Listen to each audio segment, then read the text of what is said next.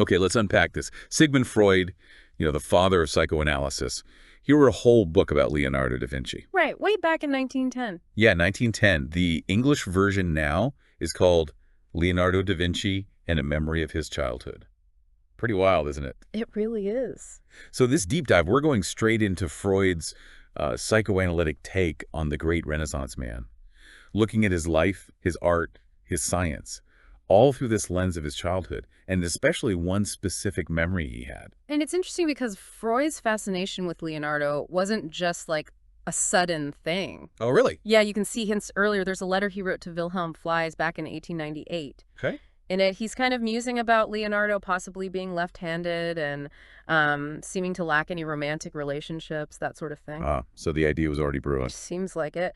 And then later, in 1907, he mentions reading Murawski's study on Leonardo, said he found it really engaging. Murawski, okay. But the real trigger, the thing that really kicked off the book, seems to have been in late 1909. What happened then? Well, two things kind of converged. Freud apparently had this patient who reminded him of Leonardo. Reminded him how? Just in certain ways, apparently. Though, obviously without Leonardo's actual genius. Right. And at the exact same time, he was waiting for this book to arrive from Italy, Scipio's monograph, specifically about Leonardo's youth. So perfect timing. Patient reminds him of Leo. Book about young Leo is on the way. Exactly. It seems like that combination really spurred him to do this deep dive himself. He even presented his initial ideas to the Vienna Psychoanalytic Society that December. And the book followed pretty quickly after that. Yeah, finished by April 1910. It fits into this broader trend in his work around then, applying psychoanalysis to historical figures. Others were doing it with writers, too. Right, I remember reading about that. But this was Freud's first big biographical study like this. His first, and actually his last, on this scale. And I heard it didn't exactly get rave reviews. Stirred things up a bit. Oh, yeah. It faced quite a lot of unfavorable criticism, apparently. So much so that Freud actually added a whole chapter, chapter 6, basically defending his methods preemptively. Wow. What was the big sticking point for people? A major one, maybe the most famous one, was a factual error, a really key one, unfortunately. Okay. It's about that childhood memory we mentioned. Leonardo wrote about a bird visiting him in his cradle. What for the book title, yeah. Exactly. Now, Leonardo, in his own notes, used the Italian word nibbio. Nibbio. Meaning kite. Yeah. The bird of prey, a kite. That's right, a kite. Got it. But Freud, throughout his entire analysis, consistently uses the German word Geier. And Geier means? Vulture. Unequivocally vulture. Oh, kite, vulture. That's not the same bird at all. Big difference. Huge difference. Ecologically, symbolically, everything. So how did that happen? How did Freud get kite mixed up with vulture? It almost certainly came from the translations he was using. There was a German translation of Leonardo's writings by Marie Herzfeld that used Geier. But probably even more importantly, that Murawski book he liked so much. The German translation of that book, which Freud apparently read really closely and annotated. Let me guess, it also used Geier. Bingo! It used Geier for the cradle memory bird, even though Murawski himself in the original Russian correctly used Korshun, which means kite. Wow, so he was relying on faulty translations. Seems very likely, yes. Okay, you can see why critics would jump on that. Yeah. A vulture has such different, darker connotations than a kite. Right. It feels like it could undermine his whole argument if it's based on the wrong bird. And for many it did. It's tempting to just say, well, he got the bird wrong, so the whole thing's bunk. Right. Is it bunk? Well, that's the question, isn't it? If you actually look past that error, and it is a significant error, we can't downplay it. Freud's core ideas about Leonardo are still, they're still worth considering. Such as? Things about his emotional life, the conflict he seemed to feel between art and science, his psychosexual development. These arguments don't entirely vanish just because the bird was a kite. But what about the specific vulture symbolism? Didn't Freud make a big deal about vultures in Egyptian mythology? He did. That was a key part of his argument. He linked the Geier, the vulture, to the Egyptian hieroglyph for mother, the goddess Mut. Because vultures were linked to motherhood in Egypt. Yes. Specifically, the griffin vulture was the symbol for Mut. Freud thought Leonardo might have somehow unconsciously known this connection, but since Leonardo actually wrote nibbio, kite, that whole Egyptian mother goddess link kind of falls apart. It becomes much, much weaker, yeah. Egyptologists confirm that hieroglyph is a vulture, not a kite. So that specific connection probably wasn't there for Leonardo. Okay, so that part of the theory is shaky because of the translation error, but you're saying the rest of the psychological analysis might still offer something. I think so.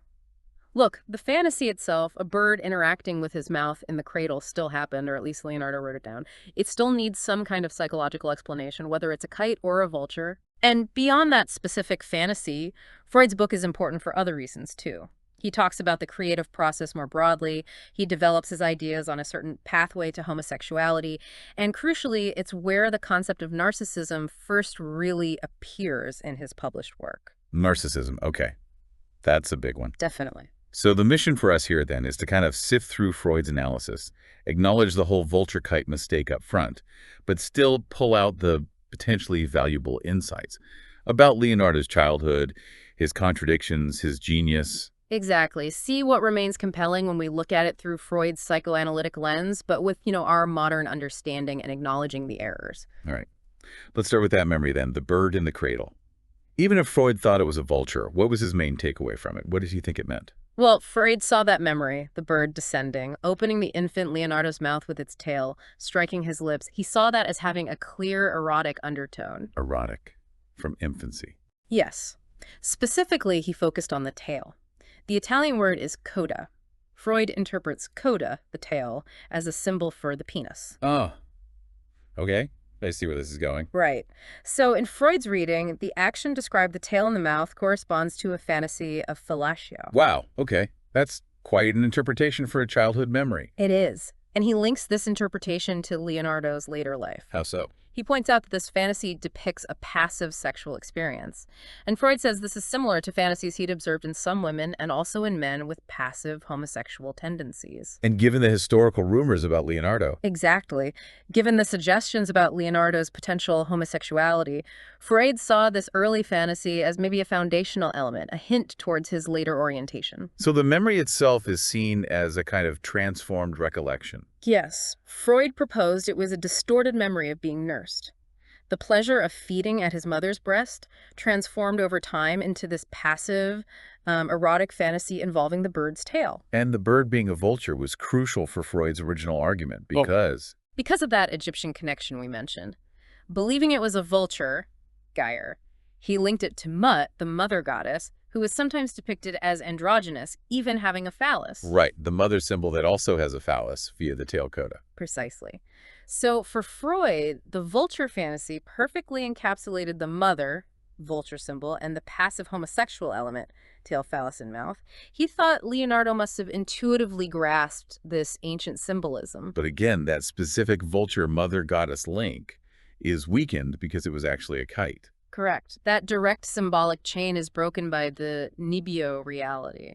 But Freud still felt the fantasy, regardless of the specific bird, pointed strongly towards Leonardo's relationship with his mother. Absolutely. Even without the neat Egyptian parallel, the fantasy for Freud speaks volumes about Leonardo's intense early bond with his mother, Caterina. Why was that bond so central for Freud? Because Leonardo was illegitimate. He spent his first few years, maybe up to age 5, living solely with his mother. His father, Sir Piero, was married to someone else initially. Ah, okay. So just mother and child for those crucial early years. Exactly. Freud believed this period was absolutely fundamental in shaping Leonardo's psyche, his inner world. The bird in the fantasy, acting as a substitute for the mother in Freud's view, even hints at the father's absence during that time. So the core idea remains. The fantasy reflects the intense mother bond and the missing father figure early on, even if the bird wasn't a vulture. That's the essence of it, yes. Freud thought this intense early focus on the mother would naturally lead young Leonardo to wonder about, where babies come from, the father's role, the usual childhood questions. And he connects that curiosity to Leonardo's later life, too. He does. He even suggests that Leonardo's later obsession with flight, with mechanics, might ultimately stem from these very early sexual investigations prompted by the mother-focused upbringing and that initial bird encounter. Fascinating. Okay, let's shift to Leonardo's adult life. Freud talks about his apparent lack of or reduced sexual activity and his closeness to his young male students, right? Yes, he does. Freud sees Leonardo's incredible drive for knowledge, his relentless scientific curiosity, as a prime example of sublimation. Sublimation.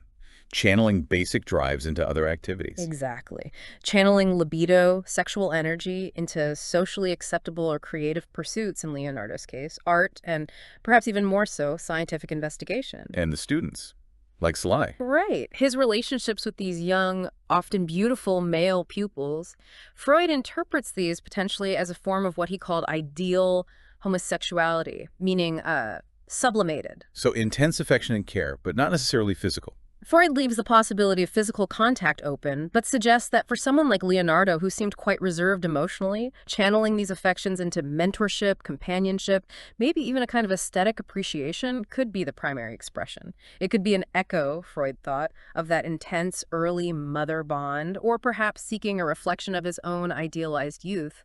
That's where the narcissism concept comes in slightly. That's a complex idea. And Freud even brings up Leonardo's account books, his expenses. Yeah, isn't that interesting? He points to Leonardo's incredibly detailed notes on expenses, both for his students like clothes and living costs for Salai, and also, very notably, for his mother's funeral arrangements. What's the interpretation there? Freud saw this meticulous, almost obsessive record-keeping as maybe an indirect outlet for powerful emotions he couldn't express more directly.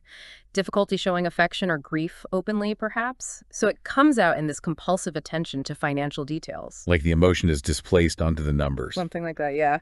Kind of defense mechanism, maybe. Okay, let's turn to the art itself. The Mona Lisa's smile. Probably the most famous smile in history. Freud had a theory about that too, links to the mother. He absolutely did. This is one of his most famous interpretations from the book. He proposed that this enigmatic, captivating smile wasn't just something Leonardo invented for the painting. No.